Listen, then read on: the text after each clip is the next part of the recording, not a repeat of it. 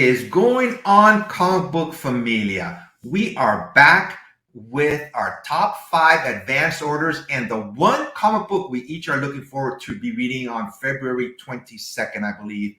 If you don't know the guy next to me, he, like Batman, is the world's greatest detective. He is the world's greatest YouTuber, Mr. Triple G Comics. How's it going, Peter? Very well. Thank you very much for that, Efren. That's my ego is well and truly stroked. Thank you very much. How Yeah. are you, my friend? Are you good? I'm doing fine. The weather was bad for a couple of weeks now, but if you've seen my one of my latest Instagram pictures, I'm just hanging out in my backyard, so it's getting better. Looks stunning. Looks stunning. Excited for this, Efren. Another good month. Some good picks this month, I think. Yeah, I think this is the first time in a couple of months that we haven't picked like at least one of the same comic books. We usually have like one or two overlapping. That's because I'm starting to learn. You see, I'll look at the picks and I think, yeah, Efren's going to pick that one. I'm going to keep away from that one. So you ready to go? Yeah, sure. Shoot. Okay. So these are February advance orders. That means you can order them now, and they should be coming out in April. So let's get going. You're up first. Yeah, now I must confess, I haven't got the blurb about this comic in front of us to read off, but it's Planet of the Apes. You kind of go wrong with Planet of the Apes. I'm a massive fan of the Planet of the Apes franchise, going back to the old Roddy McDowell days. But then I loved the. Have you seen the recent trilogy? The last 3 films with James Franco. He was in the first movie. He started. Yes, I did like him. Yes. Yeah, so they were superb, and of course, there's been another one announced, so they're going to do another movie in the same franchise now. I didn't know Marvel had Planet of the Apes. I didn't realize they had the property. So this is coming out from Marvel. I've really enjoyed their take on Aliens and the take on Predator. So looking forward to seeing what they do with this. And I just love that cover. There was 3 or 4 different covers for this one, Efren, but that one it really jumped out at us. So yeah, I'm all in for Planet of the Apes. I'll be looking forward to reading that one. I'm right with you. Planet of the Apes, the original movies back in the late 1960s. Even now when they come out every now and then, I still watch them. I mean, I know they're old, but to me, that series, the TV movies, I loved them. They're very first ones. They were such a great part of my childhood, so to speak. Absolutely. So my first pick is Star Wars Sanos Starros #3. It's a Jen Bartel cover. I really like this cover of Starros. She's a new character that's been introduced like about a year ago in Star Wars comic books. And this is just a continuation of her mini series. I think it's going to last like 5 issues. I just really like this cover. Right. I've never heard of that character. Yeah. When she first came out, she said she was Han Solo's wife. But she was just kind of not really telling the truth. She was just messing around. That's where she got first introduced. Yeah. So very cool. I like that cover. Yeah. All right. You're up next. This one just piqued my interest. So I've heard of the Unforgiven. These are some Marvel vampires, basically, who've been, I think, in a bit of a mini series for the last few months. And this is kind of the finale. This is Captain America, the Unforgiven, where it says basically that the Unforgiven have lost their way. Defeat after defeat has made them bitter and bloodthirsty, and they're starting to like it. Can Captain America bring them back into the light, or will they give in to the dark nature? I love a vampire story. Yeah. I don't recognize many of the characters on that cover other than Cap, so I'm keen to get into it and see what it's about. I'm hoping it's quite dark. I recently read, can't remember what the title's called, but it was basically the first issue of Blade's Daughters series. Bloodlust, I can't remember. Yeah, it didn't float me boat, I have to say. So I'm hoping this is better than that, because Marvel's got a good track record with vampire stories. So I hope this is decent. It's a nice cover. I like these covers. I mean, it doesn't have a lot of wording to it, and it just has Cap in the middle, and we'll see. This one piqued my interest too. Like when it comes to vampires or werewolves, that type of stuff, I'm always there. Hopefully it'll come out good. So my second pick is She-Hulk #12. This is cover B by Ji-Hung Lee. It's a variant. Another, cover grab that I just like this cover of She-Hulk, and just her stretching. So I've been reading this series. It's pretty good so far. Any She-Hulk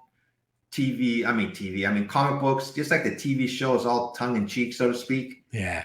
But for some reason they just can't do her too seriously. I don't know why, you know. Yeah.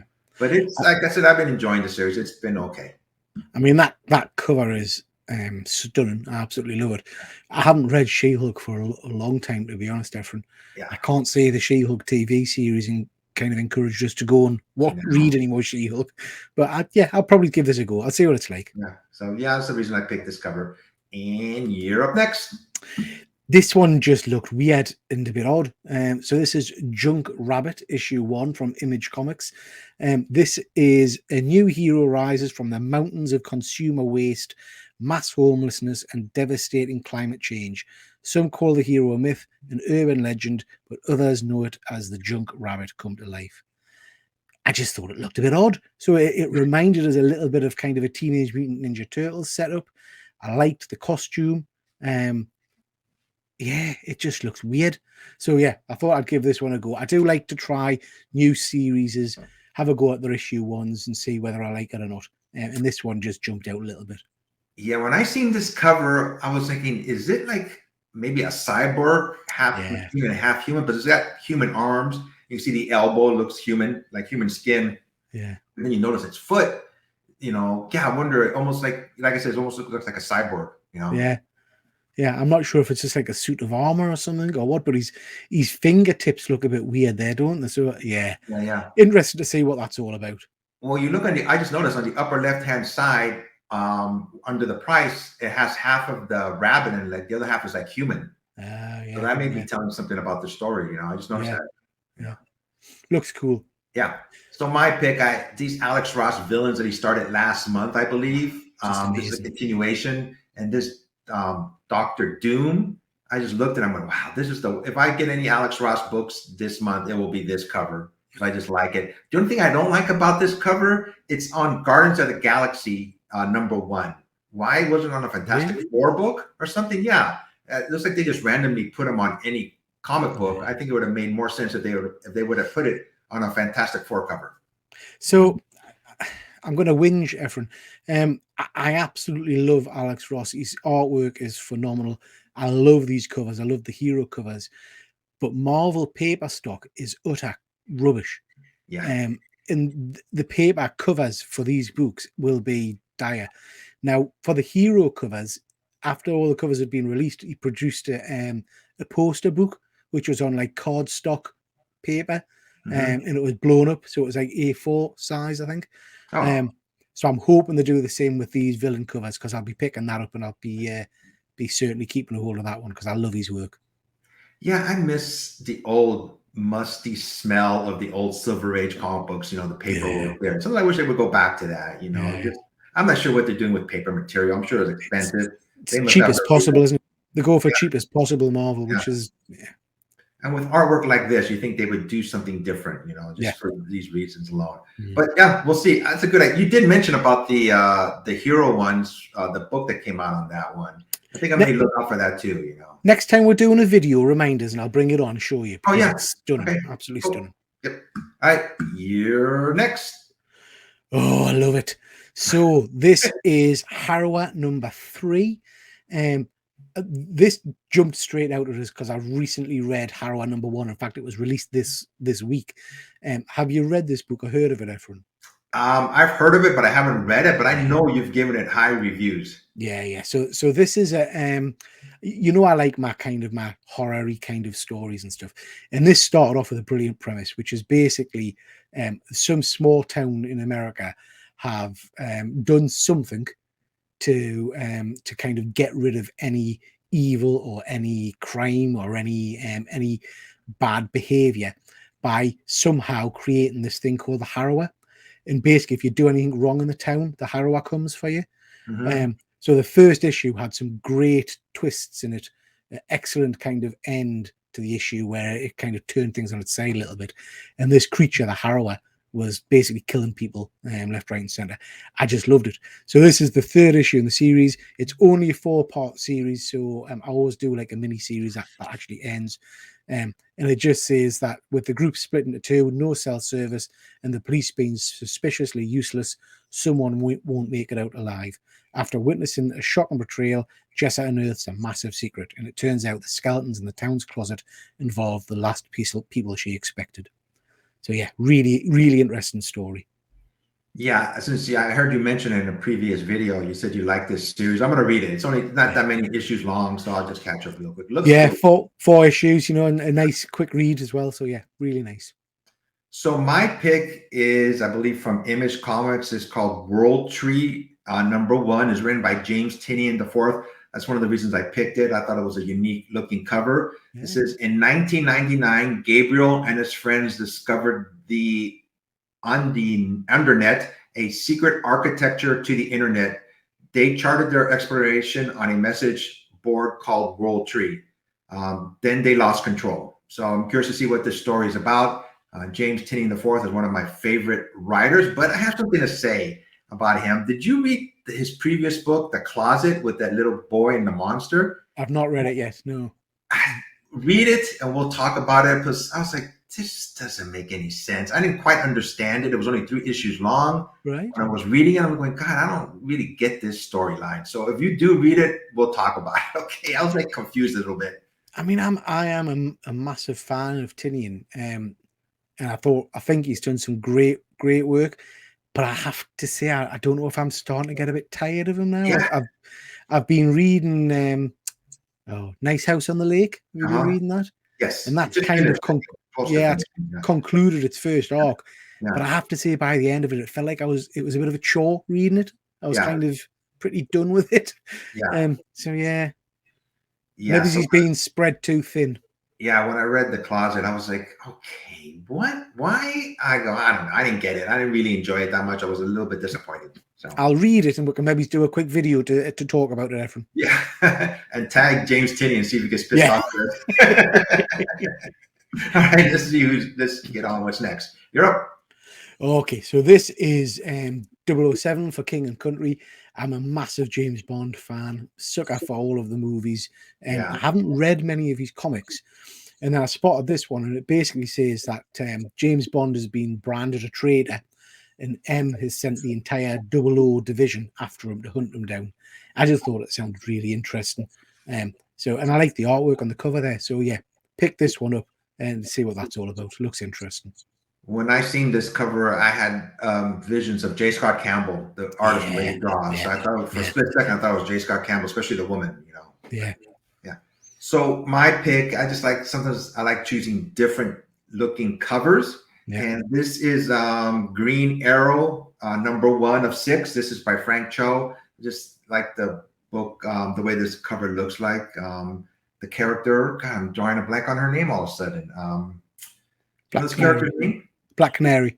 Black Canary.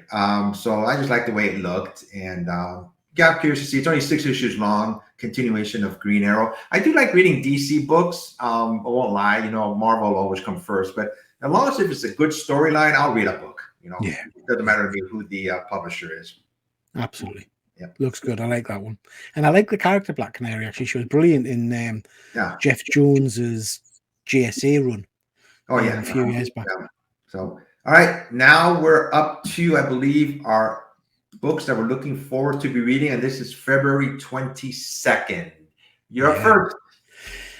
Barbaric. Have you read any of Barbaric? Never heard of it. So I've only read the first trade paperback, so I'm behind. So I think there's a second trade paperback, and then this new series. This is issue 2 of the new series. It's just a great romp. It's a kind of a barbarian story. This guy's kind of job is to seek out evil and stop evil. And his axe there talks to him and demands blood. So when he's killing people and things like that, the axe is chuntering away in his ear and shouting. And it was just a really funny story. So spotted this and thought, actually, do you know what? I'd be keen to get into this and have a bit of a read of it. So yeah, looking forward to that one. Well, I just noticed the axe, it has teeth on it. I just realized it until I took a quicker, and it's like somebody's face or some kind of demon's face on it. Yeah, so the axe is possessed, and like I say, it talks. Yeah. And it drinks blood. It's really quite interesting. So my pick is a continuation from Strange Academy, the first series, but it's called Strange Academy Finals. This is Dormammu and his child son. Looks like they're going to be going against each other.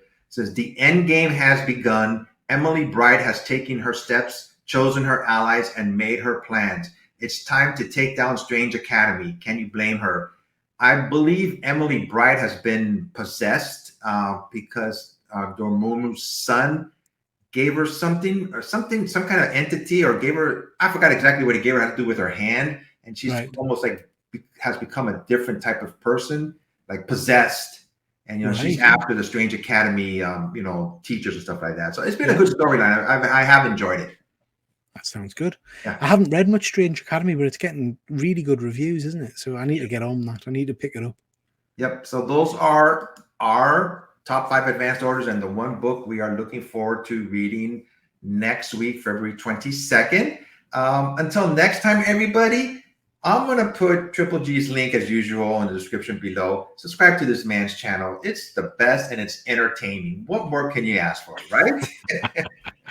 Thank you very much, man. Sure. Until next month, everyone, be safe and take care. Bye. Bye now.